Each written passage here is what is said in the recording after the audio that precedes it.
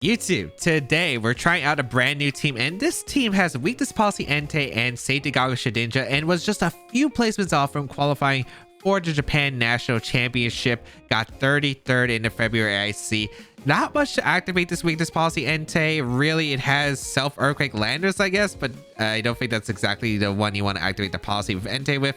We'll see how this team goes. The rental code is no longer available, unfortunately. It was removed. However, if you do want to check out the details of the team, there is a pay spin available in the description down below, and I will link the creator as well. But if you do enjoy the videos, be sure to leave a like down below, leave a comment down below. But let's get started and play some games.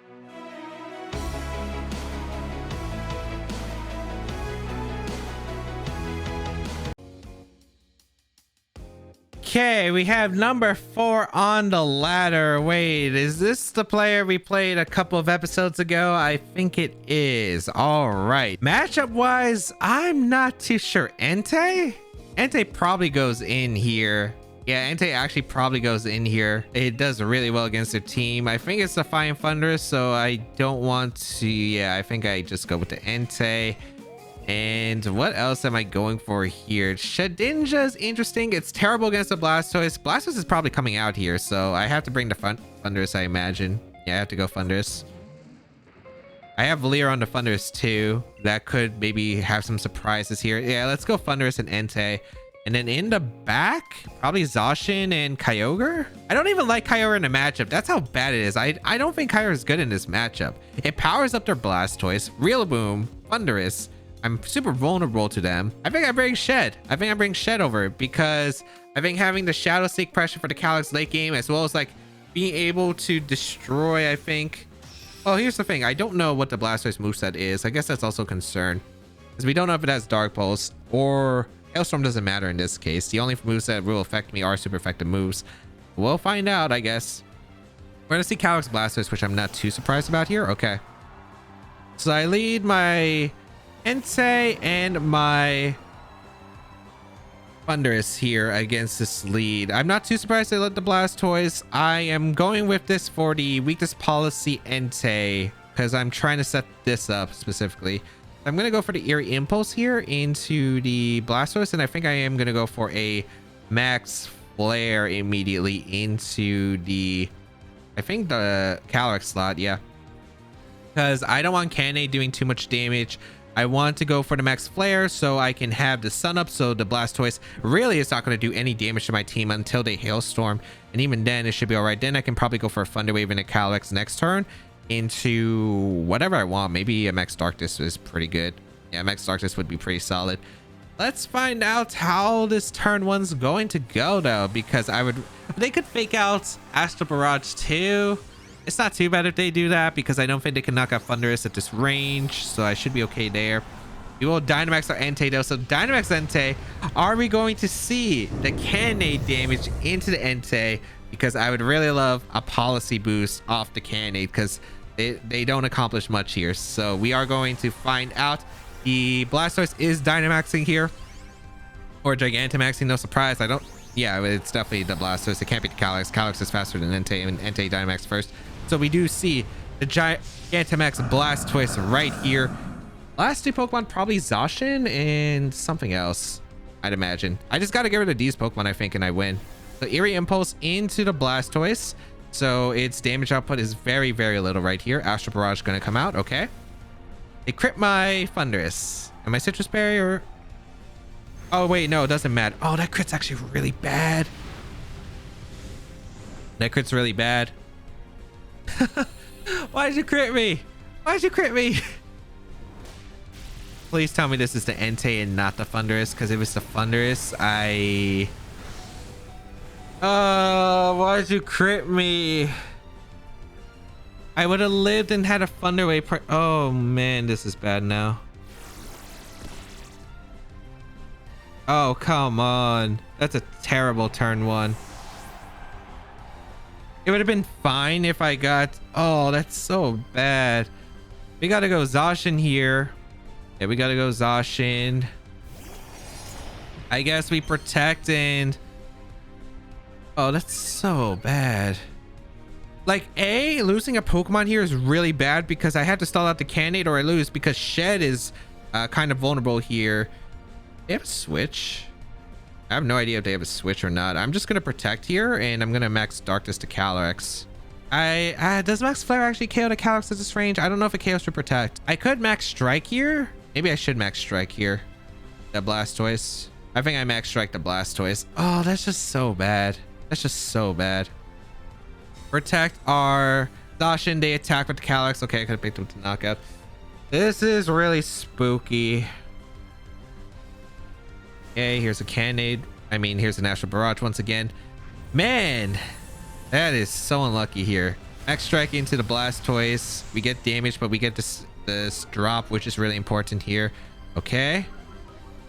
What did the Blastoise go for? Cannade into Entei? Is this Entei? No, in the Zacian. Okay. So I think they probably know I have policy, so they're trying to play around the policy. Okay, Zacian still all right here.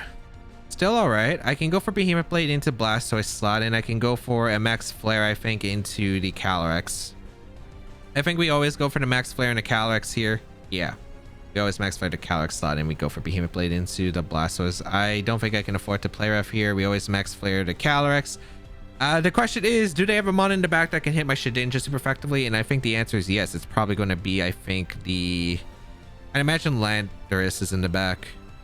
If they brought Rillaboom and it doesn't have knockoff, we're good. Let's find out. We're going for Behemoth Blade. We're going for the Max Flare here into the Calyrex. If it protects, that's all right. If they switch out, it's okay because I have Shadow Sneak that can revenge. Okay, they stay in with both. All right. So they're losing their health on Blastoise, and their Calyrex is guaranteed going down here, which is nice. Yeah, really good damage. That's in range of, I think, everything but E-Speed. The Max Flare is going to come out into the Calyrex. Should pick up a knockout. Well, it easily does. It didn't protect this time. So Calyrex goes down. All right. It's going to be a... I'm hoping it's Cannade into the Entei, because Cannade into the Entei would be beautiful here because I activate the policy and can go for E-Speed afterward. They target the Zacian though. All right.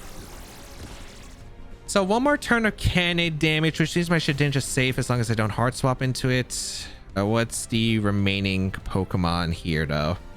I might have to dodge a move upcoming as well, so that's fun. Zacian gonna come in. All right. I mean, comes down to the Blastoise set, right? I have no idea what the Blastoise set is. Does it have Dark Pulse? 'Cause that's a really important question.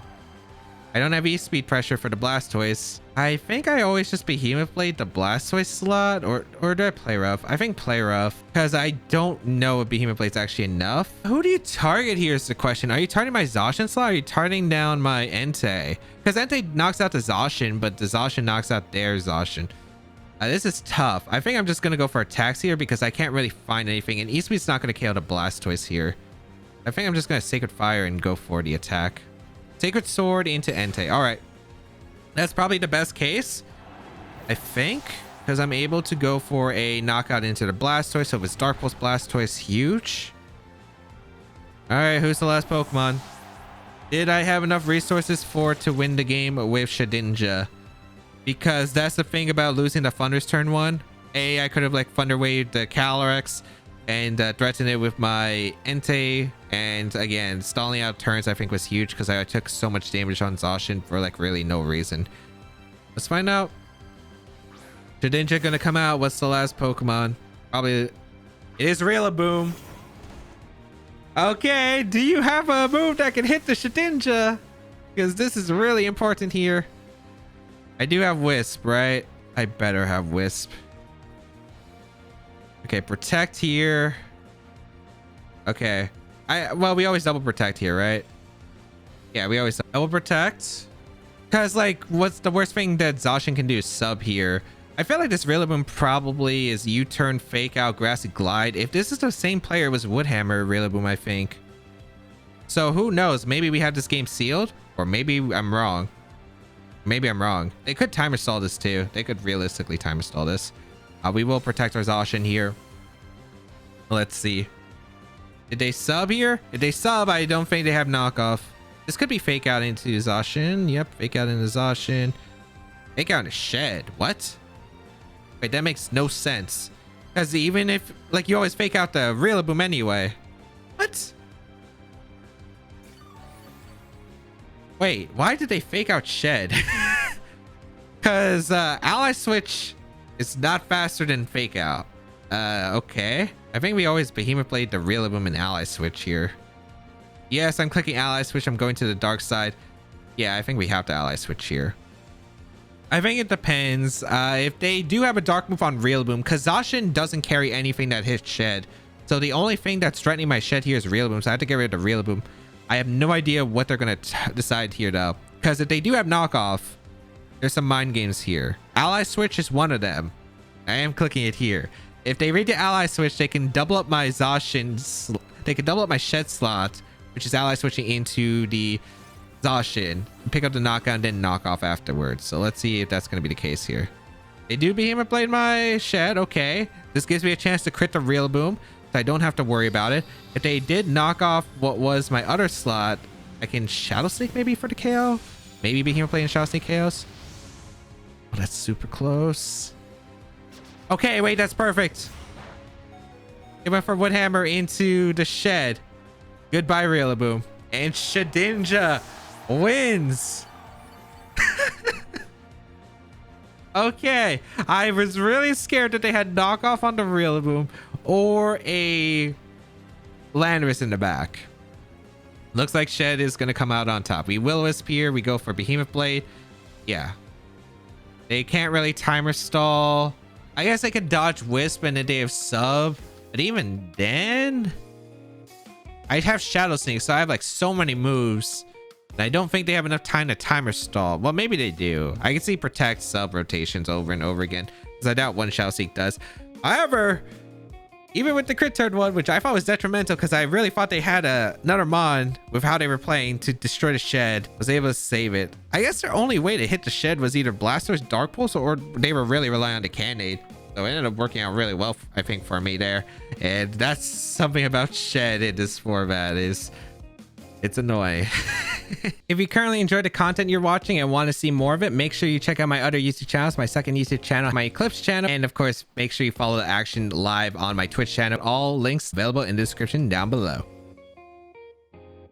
Okay, we have a interesting one. We have Tornadus, the Kyogre, Solgaleo, Kartana, Indeedee, and Grimmsnarl. We have quite a few threats right here. One opposing Kyogre seems pretty tough. They have a Solgaleo, which is kind of difficult because Sunsteel Strike also has the added property of basically a mold breaker. So it actually goes through Wonder Guard. So Shed cannot be a Solgaleo answer, unfortunately, right here. There are a few other things that I am pretty interested in. However, I do think they just lead Kyogre, Indeedee. I'm actually a little bit terrified. I think that would be the worst possible lead here. Otherwise, I think I'd probably be really solid. I think with Thundurus Entei, try to Weakness Policy it and deal with it that way. I think that's probably pretty good for the most part. And then in the back, what do I want to accomplish afterward? Maybe it's just if they bring the Indeedee in the back, it's really complicated, but otherwise I should be okay. Then have Zacian, I think, remaining, and I think Kyogre myself, because I don't think Shed wins. I just don't think I could get Shed to win by itself. There's so many Pokemon that also like screw up the Shed plan. Indeedee is a Pokemon that usually makes Shed really tough to use because of course it's like immune to everything unless you have the, what is it, it's Skitter Smack, I think that's the move, what's called, which a few Sheds did used to run back in the early series. And or not early series, but like the other restricted formats, they would be able to hit the Indeedee here, but otherwise you just like stall out Shed's ghost type moves. You really only have to wait for Wisp to stall out, which is really terrible. So I don't think that's like a reliable plan at all. We can't use Shed here. Let's see if Weakness Policy Entei can put in some work here, because maybe it can with the max strike into Eerie Impulse. Kyogre does lead with Torn. Oh, Solgaleo, all right. So I do lead my Entei and my Thundurus. Okay. I don't know if they have Indeedee or not. I don't know. I will gamble it right here. I'm going to go for the Eerie Impulse into their Kyogre slot. And you know what? I'm going to actually go for the Max Flare also into their Kyogre slot as well. I think that just means that the Kyogre cannot do any damage to me regardless. If they switch out to Indeedee, I have the Max Flare as a backup. And that means the Kyogre really can't do much damage. The reason I'm not targeting the Solgaleo is because if the Solgaleo Dynamax, I'm in a lot of trouble, right? So I don't think I can risk that either. So yeah, we are going to go for the Eerie Impulse here and a Max Flare. I'd imagine if they have Entity in the back, they're going to bring it out, because I don't see why they wouldn't. We are going to see them not maxing the Solgaleo. If this is Trick Room, this is really weird too, but I just have no idea if this would be Trick Room Solgaleo. I kind of doubt it. We'll find out. We do Dynamax our Entei right here. Hopefully we can dish out a lot of damage to this Kyogre, especially with the Eerie Impulse into a Max Flare here. And then we can Max Flare, I think, maybe the Solgaleo the next turn. Let's see who the Max is coming out from. Helping Hand from the Solgaleo. What? I've never seen that one before. Okay, I get an Eerie Impulse off into Kyogre. Wait, we never confirmed what the item was on the Kyogre. Is this Scarf? Oh, no. I mean, I have a +2 Entei. Wait, can this work? I think this probably is okay. I took way more damage than I expected. However, I get the Max Flare off into Kyogre. So this is a +2 Max Flare in this rain. Yeah, that doesn't do enough. But they don't have Water Spout. Like, the Water Spout pressure is not going to KO me anymore. I guess that's all right. I'm gonna Thunderbolt the Kyogre slot and Max Flare. I think they're Solgaleo. Oh, that's really Helping Hand Solgaleo. What? I also couldn't tell their ability, so I completely didn't ignore the Scarf option. But I guess, I mean, yeah, I guess Scarf Kyogre kind of makes sense with the Entity, Helping Hand, and Psychic Terrain. Oh, that's just so bad for me. Okay, we're gonna see the Kyogre retreat, which I'm not surprised. Something's getting brought out here. It's gonna be the Torn. Okay, so I get a free Thunderbolt into the Torn slot, which is nice. And we see a Max from the Solgaleo. So this is +2 Max Flare in the Sun. Do you live? I don't know if you live this. I really don't. I guess the concern is the upcoming turns, right? Yeah, the concern is going to be the upcoming turns. I mean, if you have Entity, I'm just really concerned if you have Entity in the back. However, okay, they Max Guard, that's fine. I can go for Helping Hand. I can go for Thunder Wave into Max Flare the next turn and be completely okay. That's all right. So we get a Thunderbolt off into their Torn. Okay, doesn't KO. That's all right. Thunder Wave into their Solgaleo and a Max Flare. This could be switch out again from the Torn into Kyogre, but I do need the Max Flare damage anyway. Oh, it's Rain Dance Torn. They got a lot of tricks here. Okay. This is probably policy on the Soul, but if they get paralyzed here, it's really bad for them. Like, I mean, it's definitely worth the risk, I think, here. We get a Thunder Wave off. Maybe this isn't too bad. Like, even though I did lose, like, I don't know, I get some chip off. That's still really good damage. Okay. What are they going for? Because I still have Water Spout pressure with my Kyogre in the back. They do get policy activation. Yep, no surprise. I mean, who are they targeting? Thundurus, or are they targeting Entei? It's going to be Steel Spike into the Thundurus. Okay, I'll take that. I'll gladly take that, actually. Entei might actually come in clutch here. Okay. So if it's Rain Dance Torn, I imagine Tailwind, Hurricane, and then I don't think it has Protect on this team. I'm going to go Kyogre here, and I'm going to E-Speed their Thunder or the Torn slot and Water Spout, because I think that's my best out anyway. I could also hope for the paralysis on Solgaleo, but I think maybe single target Water Spout can knock it out. And yeah, I have the E-Speed threat now, which is pretty big. I guess the only problem is endgame Kartana could be scary, but then again, it can't max. So Water Spout into E-Speed here is always the play. And maybe Dynamax Weakness Policy Entei comes into clutch here. Do they have Protect? They don't have Protect. Okay, perfect. So I do get a single target Water Spout off. That's huge. Okay.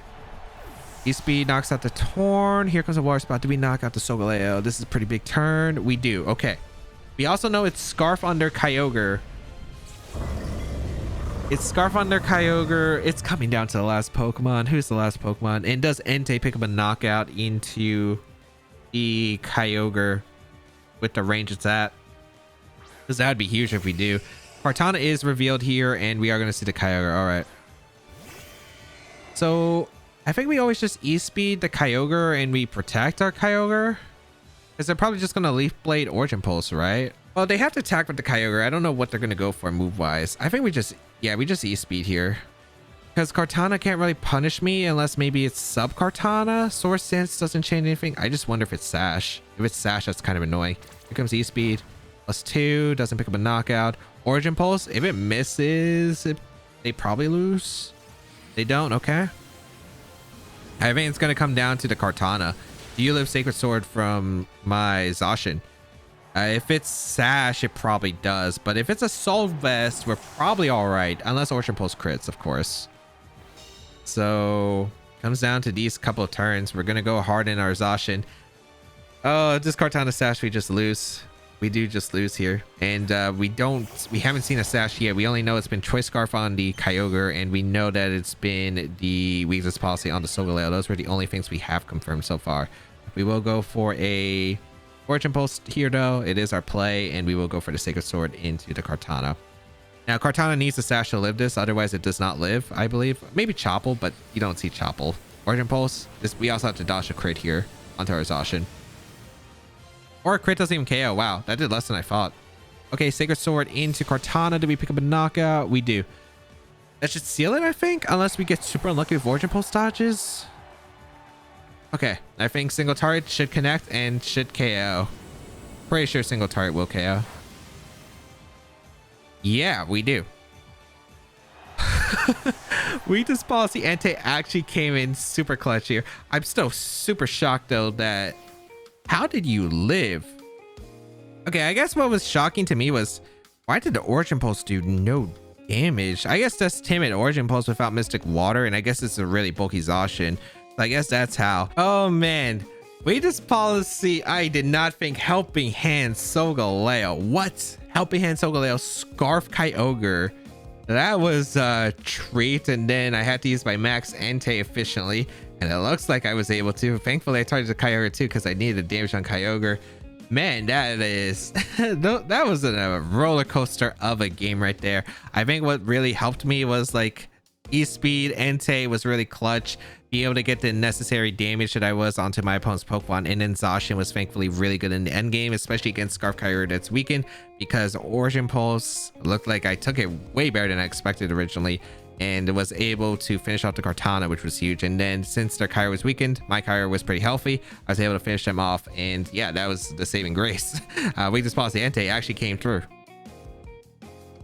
Okay, we have Eternatus Groudon with Rillaboom, Incineroar, Regieleki, and Whimsicott. A fast Tailwind mode could be the Trick Room Whimsicott. That could be a surprise here. I don't like Shedinja here because Groudon with the Eternatus just seems really scary. Although, it might wall the Rillaboom and the Regieleki on the team. I just don't know. Okay.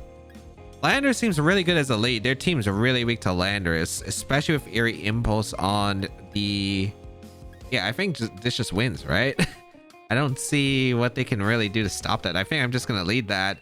Have Kyogre and Zacian in the back, I imagine. Because I could set up maybe an Entei, but I don't think it's worth setting up Entei when I have a Landorus, which probably just wants to max and destroy the team here. Now, there are a few things that...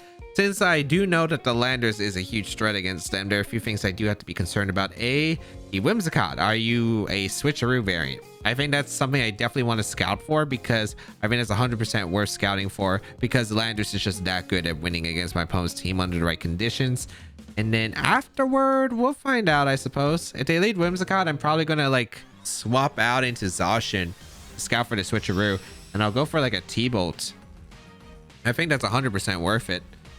We will see. I wonder what else. Well, yeah, because if they lead like Eternatus, for instance, next to Whimsicott, it's a perfect situation, right? Wow, I'm magic, aren't I? I am absolutely magic here. Okay, we lead Whimsicott plus the Landorus right here. We're gonna go hard into Zacian here in a T-Bolt. It's okay if we lose Zacian, as long as we have Landorus around, we do win the game probably. So we will go for a Thunderbolt here into the Whimsicott, and that covers the taunt option into my Thunders as well. As yeah, I'm gonna go hard into my Zacian here and T-Bolt. I could also, I don't have Protect on the Landers. I could go for Earthquake here, but I don't want to take Dynamax Cannon. Yeah, I don't want to take Dynamax Cannon. I also don't want to risk Taunt and accomplish nothing this turn. So We will swap out the Landers into the Zacian. This could be Helping Hand, Dynamax Cannon. This could be a lot of things here. I don't think it's Flamethrower. We will see. We will see. Okay. Zacian comes in. Interpret Sword. Huge. Tailwind. Okay. So, I still don't know if it's a Jax Butts or not. This is probably Dynamax Cannon, though, in the Landers. Yeah, okay. Perfect. And I get a T-Bolt off into Whims. We get to find out it's item. Are you Focus Ash? Okay, it's not. It looks like really nice. Okay. I don't need the paralysis, I think, on the... I don't think I need the paralysis yet, so I think I'm just going to go for Behemoth Blade into their Whimsicott slot, and I think I'm going to Eerie Impulse, because I think if they don't set up with like a Helping Hand, a switch to Groudon, or a Fake Tears, they can't knock out my Zacian. So I think Eerie Impulse is just a way to go and knock out the Whimsicott. I think that's the best way. Then I can T-Wave safely the next turn. They are going to go for Helping Hand. Beautiful. So an Eerie Impulse is just safer compared to like a T-Wave, because T-Wave could A, miss, and B, I mean, it could be fast on the Eternatus as well. It could be max speed. We're gonna see Dynamax Cannon probably tarring down the Thundurus. Just don't create immediately. Just don't create immediately. That'd be really nice, because then we have the Thundurus around, which can still do a ton of work here. Yep, we do hang on. We are able to eat the Citrus Berry. Perfect. This is really ideal.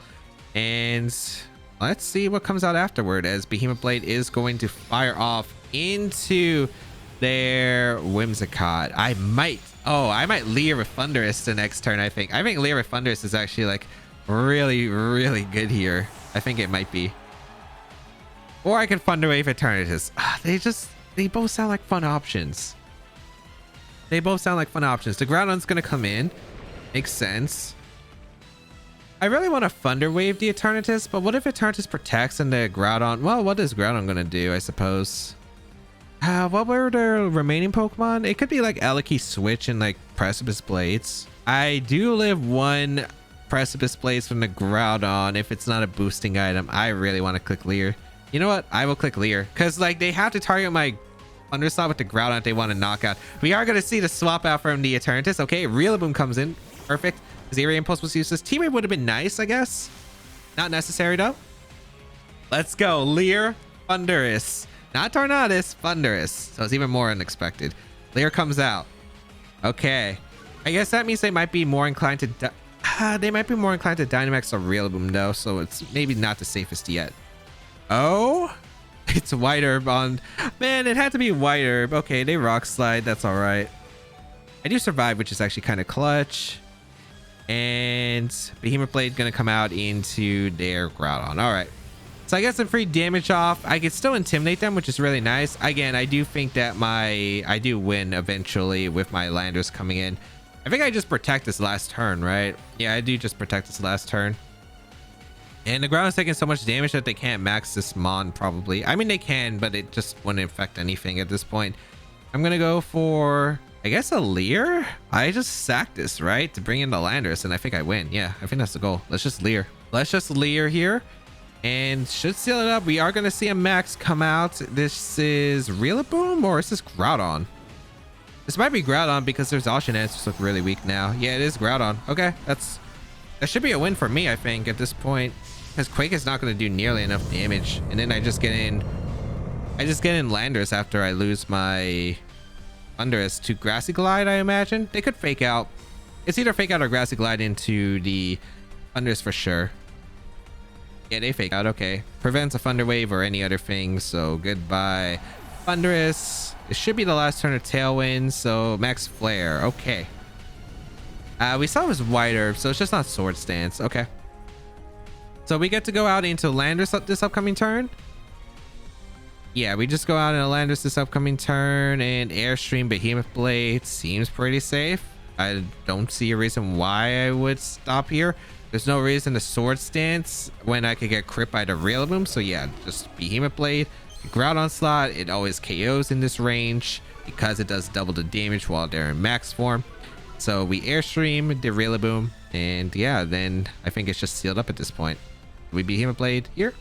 Goodbye Groudon and Airstream. If they max guard, only way they say both Pokemon is they switch out into Eternatus. Yeah, and if they switch into Eternatus, two Airstreams probably knock it out regardless. So they really just don't have an option at that point. They don't even have a way to beat Zacian after Airstream boost. So yeah, just didn't have much there, and I was really able to position, I think, really well against the Eternatus for the most part.